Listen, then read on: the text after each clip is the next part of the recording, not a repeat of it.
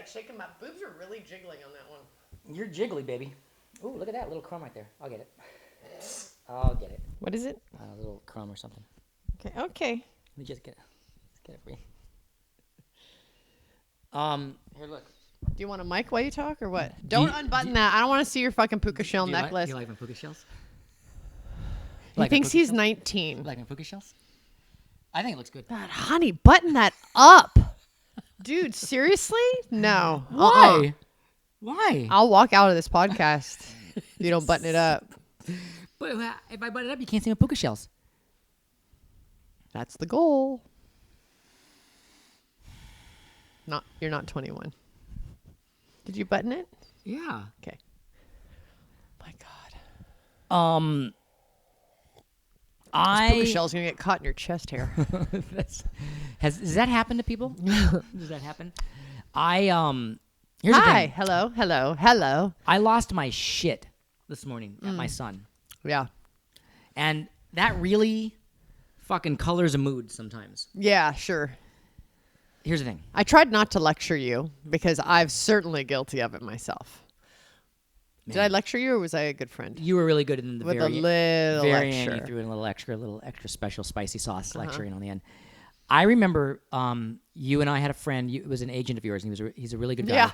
And he was telling us a story one day of how he was driving his two boys somewhere. To baseball. Yeah, to baseball. That's right. You remember the story? And he said that he felt he was really upset because he had lost his temper at one He lost his temper so bad at them while they were driving. Yeah. He really lost his shit. Like, didn't he have to pull over? He screamed at one of them, right? Oh, yeah, totally screamed. And then he cried. Yeah, it was like a whole thing. Yeah. So this was 11 or 12 years ago. We were being told the story, right? Mm-hmm. And I remember thinking, we didn't have kids, obviously. And I remember thinking, God, I could never lose my temper at any kids that I ever had, ever. Like, I would never. So you had a judgment. I had a small judgment on him. And I really like him a lot, and I've always liked him. But I was like, God, he must have just been.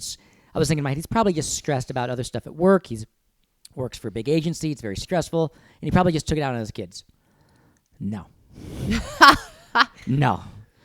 I'm a pretty kind guy, and I think I'm a pretty patient. I'm a patient dad. Jennifer Mary Elfman. I am a patient dad. Not the first word that comes to mind if I were to have to describe you as a parent. If you were to put both of you and I up on a panel, and they would say, who's the more patient parent, who would win the first prize? Who would win the first prize? It's not clear because you and I are both have our goods and bads. I'm more patient. You're just a better parent. But I'm a patient dude. I don't think you realize. Okay, let me ask you this. How son. Okay, you guys, son. Like, okay. I actually don't think you realize it. And I think I have the same. I think I don't realize how much I'm like, hello. Okay, you're right. Who's lost their temper more at the kids? Me. Okay, good. Then let's end there. So I lost my temper at my son this morning. He was being mean to his younger brother, and that's the one that gets me. You lost your temper with one word. It was just one word. I only said one word. You said one word, and he was like, you're like, enough! I did the one dad voice. Yeah, right? And he was like, I went, yeah, I won't do it now, but I went, enough, but I said it like in the dad. Yeah, you don't need to do the thing where I recount, because that one I don't want to re-experience. No, it was yucky. I was there, I just quietly turned on my heel and exited into the bedroom, and I shut the door, and I was like... As tears rolled down my older son's face. I said one word, I just went, enough. Well, then he was like, I'm just going to go pee before we leave. And he was going to go pee. He had to go in the bathroom and cry. Yeah, I was. And then he rammed his finger into the door Thank jamb. you for mentioning that. And then he came in crying, and I had to put a Band-Aid on him and console him. You're just giving it to me right now. You're just giving it to me right now. Yeah, I am. You're just giving it to me right now. I am, totally. So I felt like shit. Yeah.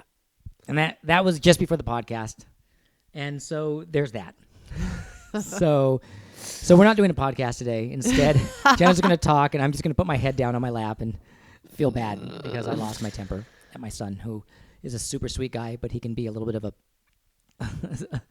a... He's just being an older brother right now. He's just being a little shit to his little brother. What's the deal, guys, and with then older brothers to their little brothers? Yeah, but you know what happens when you see like older brothers to their little brothers, and the little brothers are like love their older brothers, and then the older brother's just being a dick, and the little brother's like just being tormented. Taking the shit. It like triggers like bully nations Like when nations like declare war and like it triggers. It's just the bully from thing. nations to schoolyards. It triggers the bully syndrome. Yes, or whatever the fuck that is, of bullying others. It's and the injustice button. It's the injustice, and when my older does that to my younger, it just fucking sends me. It sends me too. And then but recently I went. It's not forever. Yes.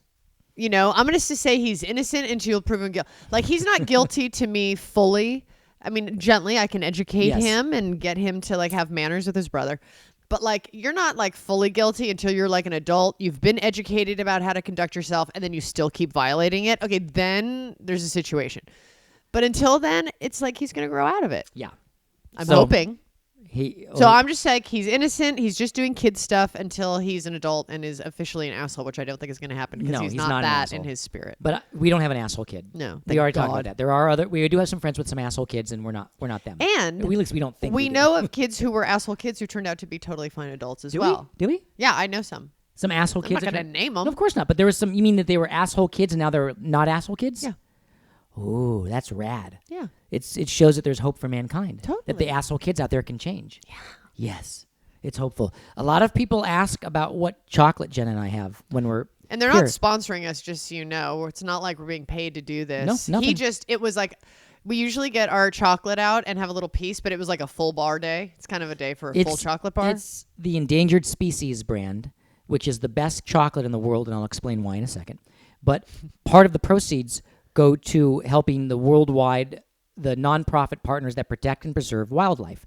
So part of the proceeds for this endangered species goes to protecting wildlife, endangered species.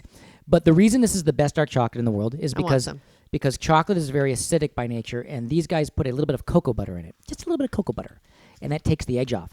So even though it's very dark chocolate, which means it doesn't have a lot of sugar in it, it tastes so creamy. And so many of you have asked, so that's why we're answering. Okay. I think you get it at Trader Joe's, right? Or no, you Whole don't get Foods? it at Trader Joe's. Where do you get it? Amazon? Whole Foods. For the record, Trader Joe's has the worst chocolate in the world. The Trader Joe's chocolate is almost uneatable. I remember going camping and having a Trader Joe's inedible, not uneatable. I was camping that way, edible. and I had limited supplies, and I was jonesing for a chocolate bar, and I took out my Trader Joe's chocolate bar, and I ended up just fucking giving it to the bears. But we love Trader Joe's. Yeah, but their their chocolate bars suck. Hey, Jenna, you cracked me up last night, walking around pontificating with your fucking face mask on. What the fuck was that? What is that? What did you do? Don't go into the mic. It's gross. No one wants a close-up audio of you slopping on your chocolate. That's what she said. Even though I've done it too. Oh, yeah. I get comments. I have to handle comments on social media about your chocolate chomping. You're such a hypocrite, my wife. I am. I'm the master hypocrite. You're master. I'm actually a master at hypocrisy. I'm really good at it. I really am. I'm a total hypocrite. I am too. We all are a little bit. All right, tell me about what the fuck was going on last night with the face mask. I'm confused. I got this facial thing that was like this like laser facial. And so it makes your skin all sunburned. That's probably why I look a little funny. But whatever. I'm going to have good skin in a week. Shit. But it was like raw. Like my skin felt really raw. And I had this like calming face mask with the cutout eyes and lips and thing. And it's like white. And it goes over your face. And so I put it on before bed last night. But then I was sort of having an epiphany that happened at the same time. So then I was like walking around with my epiphany to you while like having this like, you look like Jason. It's a horror film face mask. Yeah. It's like it looks like a Twilight Zone face mask. And she decides this is the time to share. I don't even remember what I was pontificating about. It was some very deep shit. You went next level. You went to some deep shit. You were like, you went to like string theory. And I don't even know. Black holes, string theories. No, you were talking about life or something beautiful. But it was like I was looking at you. I was like, oh my god, it's really beautiful. She's saying, but what the fuck is happening? And you did a whole thing with a face mask on. And then I said, you have to go show the boys what you're doing right now. Yeah, and I did it from behind the hallway because it was nighttime and they were tired, and I know they're sensitive when they're tired. Yeah. And I didn't want to like freak them out and give them nightmares because I looked like Jason from the Halloween movies. Yeah. And so I was like called from around the corner. I'm like, hey boys, what is? And I tried to do like really funny. And I was like, you want to like see this really funny face mask I have on? Ha ha. And they're like, yeah, what? I'm like, okay, here I come. And I came out dancing a really goofy dance so that their first impression wasn't like, it would be funny. What? Yeah. And then they started laughing. They wanted to touch it and do all kinds of things. And then they always want to do it. Yeah. And then they tried to rip it off my face. And then I was like, don't touch my face mask. And then I started pontificating about popcorn because I'm cute like that. I'll be honest with you. I have no idea what to discuss next. I have no idea. I got angry this morning. Well, here's the thing. Yeah. I think before you just got angry at the boys, there's this undercurrent that I've been contributing to because we're packing to move. Yes. And I'm a monster. I'm like I'm kicking so much ass, like cleaning out shit, reorganizing. Right. I am like a bulldozer Martha Stewart right now. As we've talked about in the podcast with the Schneiders, Jenna's going to Vancouver to shoot her TV show. It's an American show, but it shoots in Canada because something about the Canadians are so nice and easy to work with, and tax breaks that have nothing to do with our decisions. So Jenna's going to Vancouver to shoot her show. So we're packing the house up. Yeah. And I don't like it. I love it because I'm taking the opportunity to clean out every storage unit, every single article that we own. I'm fucking cleaning miserable. it out and reorganizing it. And he does not like his shit undone. I'm like a cat with the whiskers cut off right now. Yeah, he's like, I'm like, no. Yeah, even Rocco's been a bit depressed. It's really gnarly. And I'm a Cancer, which is... That's my astrological sign. Nothing to do with it. And okay. well, it is because you're Cancer's a homebody. like I'm a homebody. I like my shell, and I'm very protective of my space, and I like my hearth, and I like my puka shells, the fireplace, and my chest hair. I like everything just the way it is. And you're fucking all moving I'm through like a up. bulldozer, and I'm changing it all up. Dude. I'm conquering, but I'm in. It's making him very uncomfortable. But it's going to be so good when I'm done with it. You know when a cat, you cut their nails and you cut their whiskers and they walk around? Yeah. Yes, that's you. I'm a fucking wreck right now. Yeah, but I am not my normal self when I'm in, because my normal self, that's not the zone. That's not the persona with which to conquer storage. Okay, I'm like a machine. Yeah. Go get your dog, by the way. You should go get your dog because he's going through. No, some he shit wants right to have now. a lay in the sun. I need some vitamin D. He's miserable too. He is. He's just coloring your tone on it. I don't think so. I think both of us. I think Rocco and I are going through a little bit of our home because he's a dog and he's protective of his home. Right, and then it's getting packed up. It's getting packed up and we're moving But to Canada. I'm not my normal self, right? No. I'm in a zone. I'm in a You're mode that is workable for like fucking clearing shit out. Does anybody remember the opening sequence to Full Metal Jacket? Corporal, the guy. You will! I am going to rip off your head and shit down your neck. I am going to skull fuck you, Private. That is that guy. me. I am that. Yeah. I'm coming on so strong, but I'm just like, move this, move that, move that. Okay, we got to pack this up. Honey, I just need you to go through that. Give me this and give me this. Other than that, I don't care. I'm totally being that, but it's what it takes to get this done because it's mammoth what I'm doing. You're that fucking guy but from it's Full Metal mammoth. Jacket. Can we just acknowledge what I'm doing? It's insane what you're doing. It's because not a little thing. It's not like, oh, pack up the house. Because first of all, what people have to understand is that you're a hoarder. No, that's the first thing that you have to understand. That is past tense. I'm not a hoarder. I'm actually clearing shit out. You have been a hoarder for the last 27 years, and now you're unhoarding, and it's gnarly, and you're being amazing. I'm not a hoarder. I just never cleaned out. There's a difference. I just never did a spring cleaning as often as I should have. That wouldn't fly at the group meetings. That wouldn't fly at the Hoarders Anonymous. Okay. They would be like, you'd be like, I never threw anything. I've lived a big life. I never threw anything away for 27 years. I held on to everything, and all the hoarders in the room would go. No, it wasn't like holding on. I just never got rid. Yeah, no, this is good stuff for the group. I mean, I think that at the support meetings that there's they have a series of like breakthroughs that they all go through when they realize what hoarding is. That whether it is you didn't throw away or you didn't get to throwing away or you kept or you brought, it is the fact that nothing got rid of. We have it all. Okay, well, for 27 years. If someone has been bad and then they really change their life around, are you still going to shove their badness in their face? No, that's the problem with support groups, is that you should get your ticket and get to leave now because you're throwing shit away. You keep shoving it in my face. I'm not shoving anything in your face. Yeah, you're like, you're a hoarder, you're a hoarder, I'm just having fun because I'm still surrounded by the last few weeks of the life of the shit being cleaned out. Well, I'm going to get ready because what I'm doing, I'm going to shove so far up your ass. It's a whole new you. It's a whole new you, honey. Anyway, so we are going to rent our house out while we're gone. Yeah. So but now while I'm like in this mode of handling like boxes and packing and cleaning out, my sort of social persona is completely gone. Like, you're gone. I don't know how to interact with people and I'm in this mood at all. Yeah. And I'm like nonsensical and there's no nuance. There's no tact. It's slightly like the drunk person at a party. Yeah. I don't like that shirt on you. I don't like that shirt on you. You just wear that shirt all the time. And it just always looks like shit. And I feel like none of us are saying anything. And I'm just going to say, it sure looks like shit on you. You're the drunk friend at the party. I am. I totally am. You go out to dinner with your friends, and there's that one friend that always gets drunk fast and is like, yeah, I never even really liked half of you guys. I thought about that the other day. You looked so tired. Are you okay? You're okay? You seem like you're just going through some shit in your life. I don't even like your husband. You're that. I am that. So then, we've been emailing back and forth with the people that are going to rent from us. And I called them to go over some of the stuff. And I'm not in a social place. I'm not equipped for social interaction at all. Not right now. I'm like hardly bathing. I'm just like, roar, okay?